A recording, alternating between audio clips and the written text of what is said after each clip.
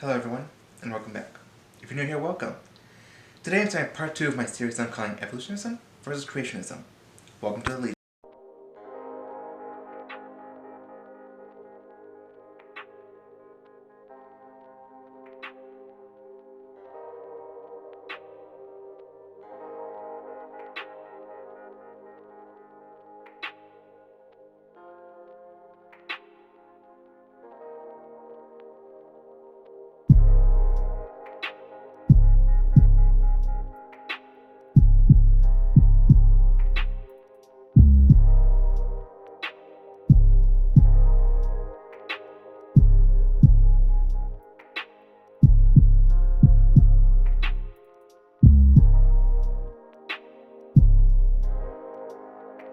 Let's start with a simple prayer, and then we'll get to the message. Lord, I come before you today, expecting to learn. Learn to receive everything you have shown us today. I believe that this message is going to come out the way that you want it to. Like your word says, it only what helps. Every word again. We thank you for this time today, Lord. In Jesus' name, amen. Well, last week I talked about evolutionism versus creationism. And I talked about the origins of the Earth in both views. I gave you the evidence for and against both views. Now I have to clarify that when I say evolutionism, the reason why I call it ism is because it is still a belief. In my opinion, there's not enough evidence to truly prove that this is the way it happened, and I'll give you the evidence later, but it is still a belief. This is what people believe happened. Just like what you say with creationism is what people believe happened. So that's why I call it evolutionism. And also with creationism, if you look in the Bible, which is the basis of creationism, you'll see there that it is impossible to please God without faith. So anything that you see in the scriptures, you always have to take it by faith, take it by trust. And once you start doing that, then the evidence will start showing itself. But it all starts with you trusting the scriptures. So I have to clarify that with both views, why I call evolutionism, and what to do to understand creationism. So today I'm going to talk about the second type of origins, the origins of life. So like with last week, I'm going to start with evolutionism first. So to go over the beginning of life through evolutionism eyes, it started from hydrothermal vents. And hydrothermal vents are, well, they're vents, but they're almost like miniature volcanoes in a way. They produce a lot of heat and carbon. The carbon is important for life. Now, you may hear about carbon dioxide and greenhouse gases. Carbon is a little bit different. Too much of it, yeah, it could be bad, but carbon is still a necessity for life. So you have carbon from these hydrothermal vents, and that reacted with other proteins, and eventually made DNA. Now DNA has a very simple structure to it, but it is very, very, very complex. It, for the most part, has 4 major proteins. I'm not going to go over what they are, but it's 4 major proteins. So the theory is carbon reacted with these 4 proteins and made DNA. And that DNA eventually gave birth to life in, over the course of 10 million year periods, evolved into a variety of creatures. So the evidence for and against. Well, the evidence for this theory is that the hydrothermal vents are there. They're there. And they are producing carbon. They're still there in our oceans. Now, these vents, like I said, they do produce carbon. Now, we have not seen any life come from them. Seeing that they're still active, my reasoning is you should see it, but as of now we haven't. Doesn't mean it won't happen. If you look at the evolutionary cycle, everything happens, every major occurrence happens over the course of 10 million years. and the Holocene, which is where we are now, is only some 100,000 years old. So there's still some time before something else happens. Quite a lot of time at that. So 10 million years is a long time. So let's assume that hydrothermal vents did something every 10 million years. Okay, then we probably won't see it in our lifetime. But they're there. We haven't seen any activity from them, aside from heat and carbon being produced. But aside from that, nothing's happened. But they're there. And the evidence against random DNA formation. This is a big piece of evidence. Now, like I said earlier, DNA is made of 4 major proteins, for the most part. There are other proteins, but 4 major ones. And, like I said, it is very, very complex. Despite the fact that it's 4 major proteins, the arrangement is complex. And minor differences can make the difference between you and me. So it is very complex, and it provides all the information that you'll ever need to live. Everything your body, all the information your body will ever need. So the theory that this randomly happened is slim. And how slim? Well, I did a little research, and this one scientist did the math. He is an evolutionist scientist. He did the math, and he came to the conclusion that the chance of DNA forming randomly is 1 in every 1 times 10 to the 400th power. Now, if you don't know what that is scientific notation. So, 10 to the 400th power, that refers to how many zeros there are. Okay? So 1 times 10 to the 400th power, that's 1 with 400 zeros behind it. That's a big number. Okay? 1 billion is only 9 zeros behind it? 1 billion has only 9 zeros behind it. 1 billion is already a big number. And a trillion has some 12 zeros behind it? And those are very, very, very big numbers. 400 zeros? That's getting crazy. That is a huge number. So the chance of DNA randomly forming is 1 in every 1 with 400 zeros behind it. That's slim, to say the least. And you have a higher chance of winning the lottery 5 times in a row before you get anywhere close to 1 with 400 zeros behind it. Before you get to this equation, you have a higher chance of winning the lottery 4 or 5 times in a row. Okay, you have a hard time winning the lottery once, and that may be maybe 1,000 tickets. So it's 1 in every 1,000. Or let's say there's 1,000,000 tickets, 1 every 1 in 1,000,000. Let alone 1 with 400 zeros behind it. And what chance of this? What's the chance that this is going to happen? Chances are, it's not going to. If you were to conduct an experiment to try and see if DNA would randomly form, if you just mash these proteins together, or just put them together in a bowl, and see if they randomly came together every single day, I think you would die before the days run out. Before you even got 1 strand. And if you did get 1 strand, it may not be the strand you're looking for, and it may even be incomplete. We don't know what the results are. People still have not got DNA to form randomly. So the chance of this happening, saying it's slim is a bit of an understatement. It's impossible. It's not going to happen. And I didn't come up with these numbers. This is from an evolutionist scientist. He did the math and he worked it out. And he came up with a different theory, saying that DNA was already here, but came in from a meteor. Okay, maybe.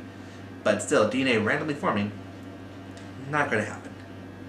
Now, how DNA got in the meteor? Maybe randomly formed too.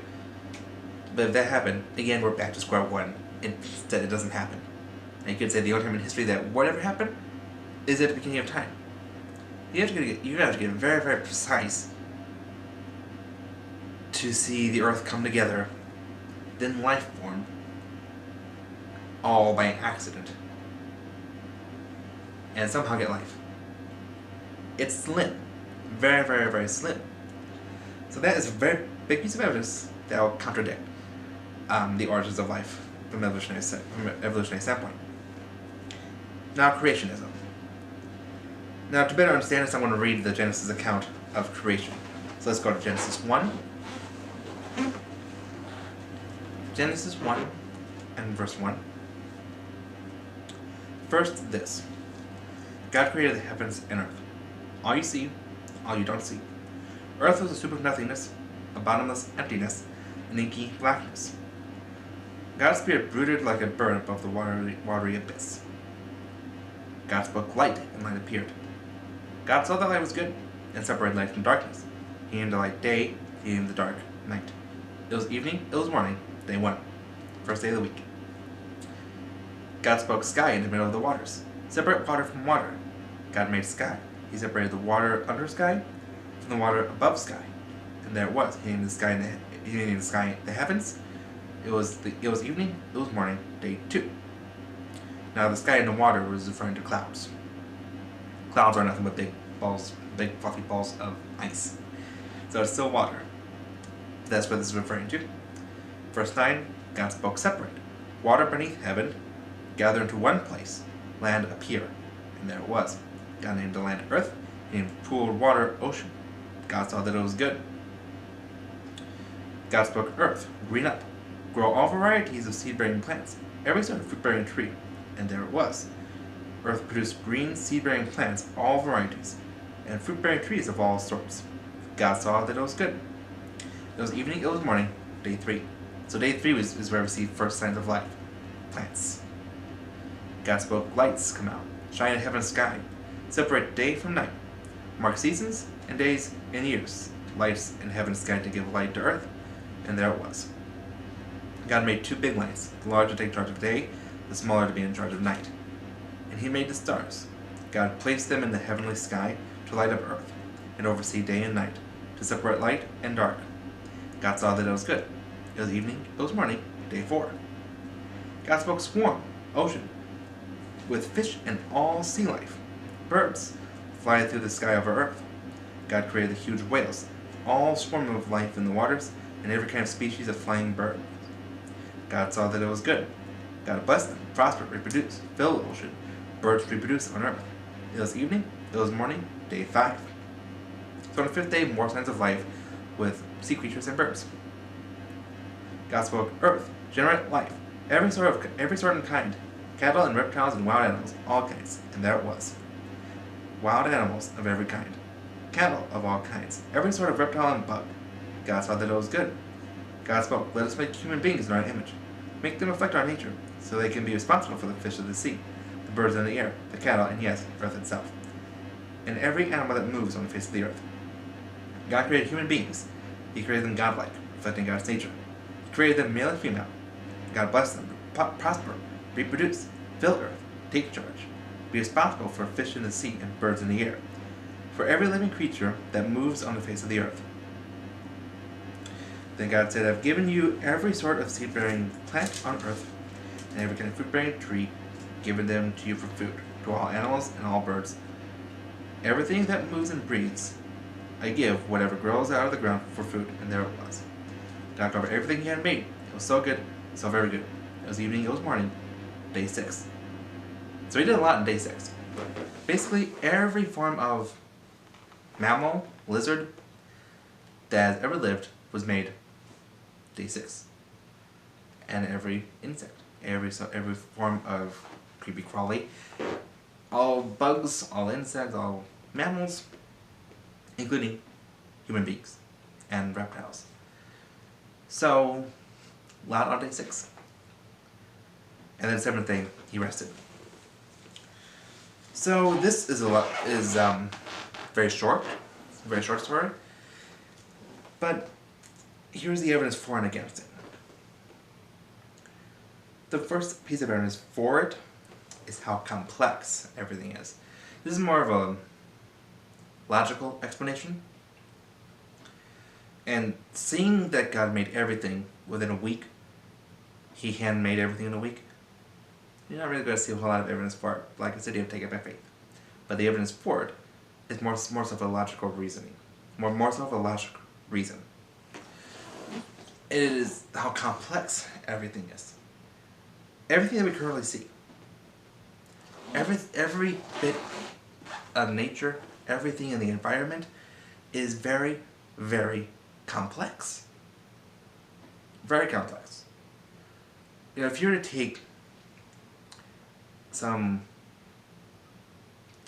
let's say, food ingredients and put them into a bowl, are you going to get a cookie? No.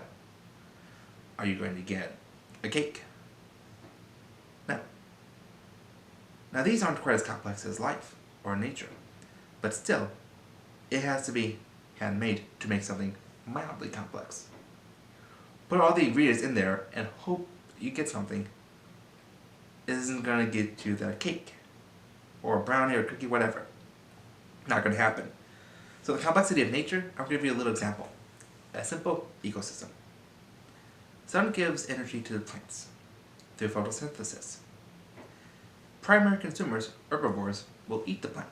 The energy from the sun that's in the plant then moves to the muscle of the herbivore.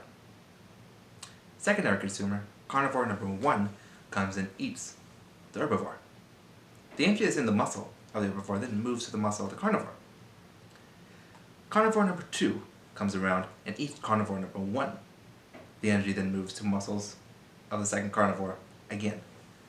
That animal dies. When he dies, then scavengers will come by and eat the meat. Eat anything that's left over. When that happens, the energy in the muscles then moves to the energy in the scavengers. Then they die and the same thing happens. And then also their dead bodies fertilize the ground and also their feces feed the ground, which create life for plants. You can see the sun's energy moving throughout all of this. That's a simple ecosystem.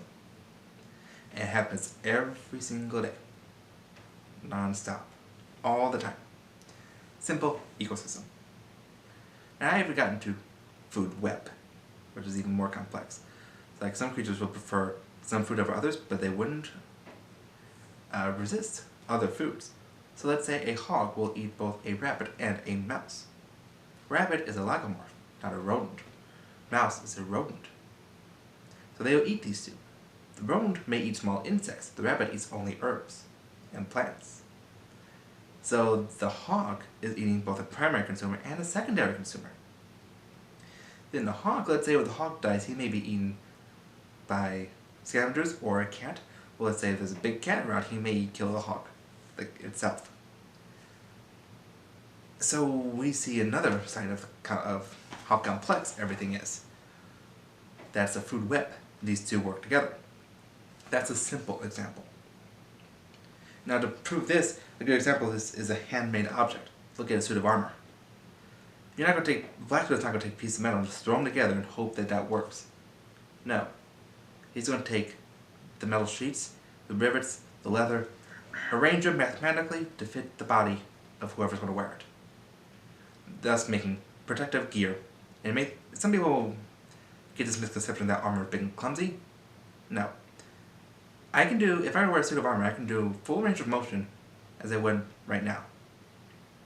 Full range of motion in a suit of armor. This is no simple feat. Armor is very complex, especially talking about a gauntlet with individual moving fingers. That is hard to make, not easy to do.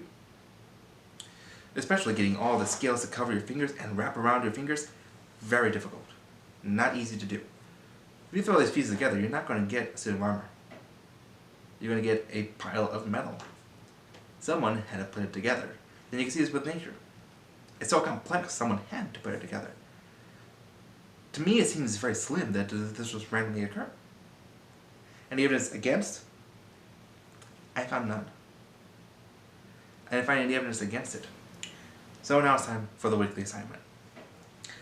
And if you don't know what the weekly assignment is, it's just a little exercise I do on this channel, or exercise I suggest that you do on this channel that will help strengthen you spiritually and possibly mentally as well.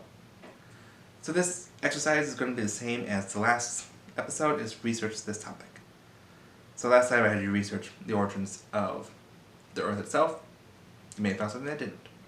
This time you're going to focus your research on the origins of life. Again, you may find something that I didn't find. I recommend looking at both theories, that way we get both sides of the story. So that's it for today. I just want to remind you to fight the good fight. If you've never accepted Jesus Lord of your life, but you would like to, it is very, very simple and easy to do. You don't have to pay penance. You don't have to do a whole lot of things to get rid of your sins. Jesus already did it for you. Some 2,000 years ago on the cross. He already paid the sins for you. Kind of like someone who made a mistake and his brother goes to jail for it. Not that they got the wrong person, just his brother stood up for the person who made a mistake and said, I'll take the punishment. And that's what Jesus did to you 2,000 years ago. He died on the cross so that you wouldn't have to. He died on the cross so that you come before God clean and pure, as if you did nothing wrong. So if you want to become a Christian, if you want to become born again, very simple. All you do is say this prayer after me. So, why don't you be after me? Lord, I come before you today, admitting that I'm a sinner. But your word says, he that comes to me, I will not turn him aside. And your word also says, he that calls upon the name of the Lord and believes in his heart that Jesus died and was raised from the dead, he shall be saved. So, Lord, I believe that you died on the cross and that you were raised from the dead. Jesus, come into my heart. My life is yours. Now do something with it. I thank you, Lord, that I am saved. In Jesus' name, amen. If you said that, you're now a citizen of heaven. That's all it takes to get into heaven. I'll see you next week.